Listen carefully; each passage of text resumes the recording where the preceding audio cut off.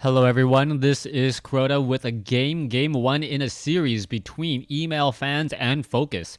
eMaLfans spawning as the blue human player on the bottom left-hand side of the map.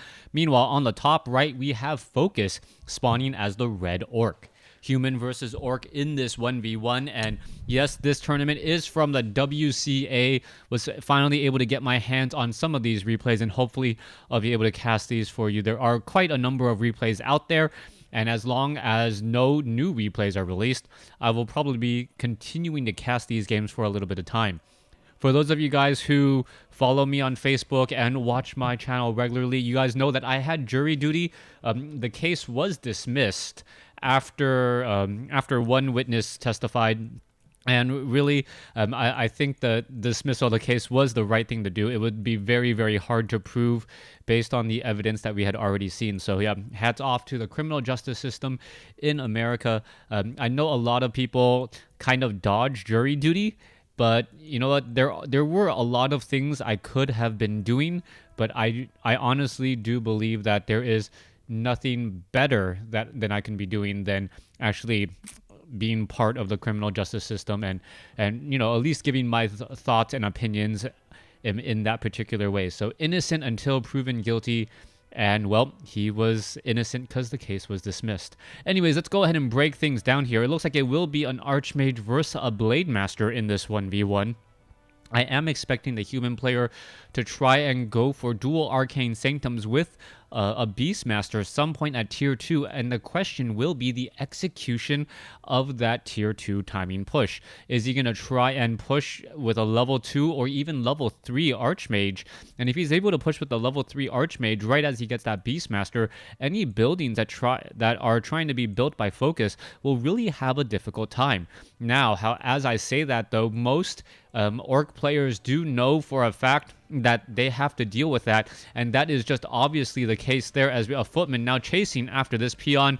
This peon, however, not going to fall, as he could easily make his way back over here towards this creep and just pretty much end up falling at the hands of the creeps as opposed to giving himself experience or giving experience to his opponent. All right, back over here, Blade Master slicing and dicing a footman already, down to 279 hit points, and he should be able to run back within the relative safety of his home here in just a moment. Yes, there you have it. Blade Master won't be able to chase in there, as the Archmage, sitting at level 1 right now, is looking for an easy bit of experience. He is not going to be able to find it though. A Grunt able to keep track of FoCuS's Archmage, and this is one of those things that very strong players are just able to do so easily. They're able to control and have such good map awareness all around the map. If you tend to keep all of your units together, and as most amateur players do, you won't really know where that Archmage is, and you won't really be able to shut down his leveling. If you can prevent him from getting to level 3, or more importantly level 2, you do have a bit of a leg up, as the Archmage doesn't have the necessary mana to really go for a very heavy push. Now, Blade Master looks like he's going to be picking up perhaps Boots of Speed here in just a second. There's a Wand of Illusion right there as well, and you got to figure out which one is the illusion, which one is not. Are we going to see an attack onto those onto that Ogre Warrior? No, we are not there, as the Blade Master going to be able to get in a slice there. Archmage taking a little bit of damage once more, as he is still stuck at level 1 right now. All right, Boots of Speed, Dust of Appearance. Archmage now off to the races, and that's going to be very important there. Meanwhile, Blade Master has Boots of Speed as well, was able to purchase that much earlier, as the Archmage now running around the map. Blade Master, however, going to win walk away, as the footmen now consider their options. All right, Grunt off over here, tech to tier 2, about 80% done for the human player. Meanwhile, FoCuS sitting at about 75. There's going to be a slight difference there, and we should be looking at a Shadow Hunter coming out in just a moment. Meanwhile, the Blade Master looks like he'll be able to finish off this footman. Yeah, able to get a Windwalk Strike, finish it off, as the Archmage looking to finish off an Ogre Warrior creep camp here, and this is very important. The Archmage has not been able to get Brilliance Aura on that on the hero for quite some time, and because of that, the Archmage is relatively low on mana right now. He's only dropped 2 water elementals and still only has 90 mana right now. However, we do see an ensnare, a little bit of a lucky break as FoCuS losing, or may end up losing this one grunt off over here. All right, units are going to be forced to back off. Here comes the Beastmaster with the Quill Beast, and the damage will be racked up here in just a moment. A lot of piercing damage. One footman trying to run away. The Blademaster should have no problem attempting to take that down, as the Archmage really needs to get to level 2 and still does not have it. All right, without level 2, that is still going to be a rather difficult fight. Not that many summons, as the Blademaster is looking fairly strong right now. It looks like he'll be able to get not only the Spirit Lodge, but the Bestiary, which he hasn't even started, up and running without having to cancel and rebuild. Let's take a look at this back over here. Archmage sitting. Archmage finds the grunt. There is 1 shot. There is 2 shots. There is level 2 now on that Archmage. Exactly what the doctor ordered. Unfortunately, the Blademaster also gets his footman there and gets the level 2 as well. Shadowhunter should be popping out in about 15 to 20 seconds. Meanwhile, Blademaster running back to try and cover that front door.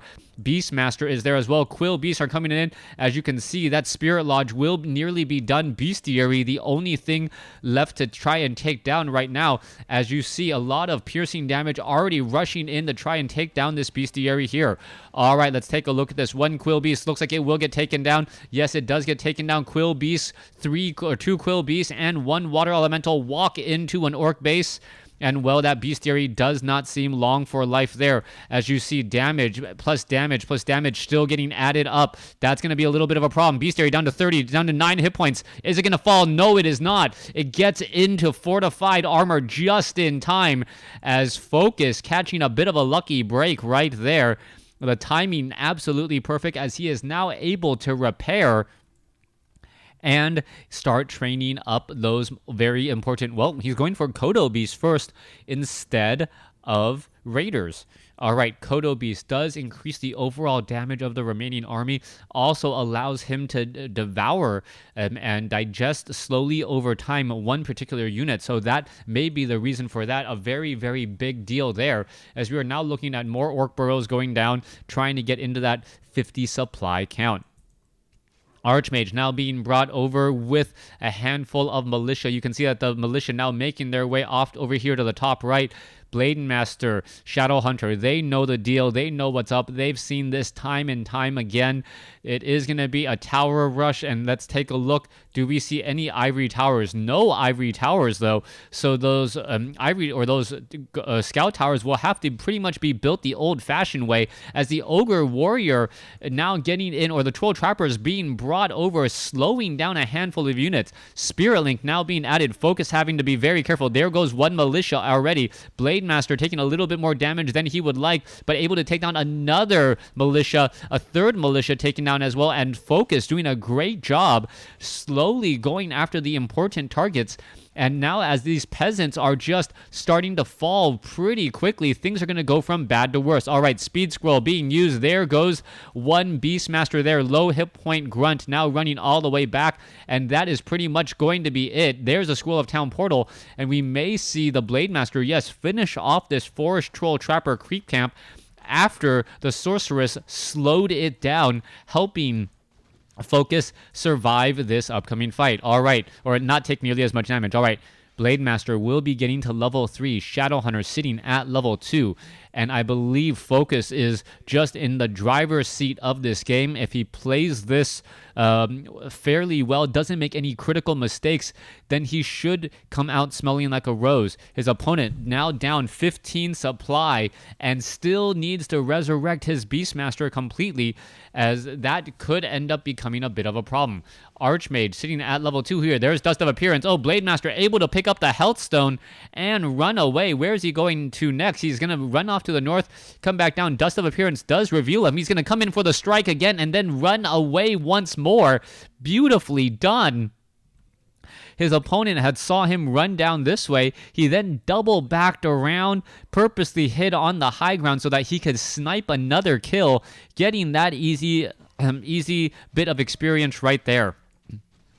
Shadowhunter sitting at level 2, Blade Master sitting at level 3, Scroll of Healing, Healthstone now being used as we are looking at a big push right there. Healing Wave keeping the unit or one grunt alive for a little while longer. He does not seem long for life though, down to 28 hit points, down to 20, does finally fall, but Priest are falling as well. Blade Master still fighting up in the upfront area. Slow, massive amounts of slow across multiple units here, and that is going to be still causing more and more problems. You can see, however, the Shadowhunter is in the back, does have a Declarity Potion being used, and he's going to be able to just continually use those healing waves, keep his army alive, and with Spirit Link, Focus Fire is pretty much a moot point, and that is going to be the game. eMaLfans losing to FoCuS in game number 1. Thanks for watching. Thanks for listening. Hope you guys enjoyed game number 1 in this series so far. FoCuS taking a 1-0 lead. Please stay tuned for game number 2.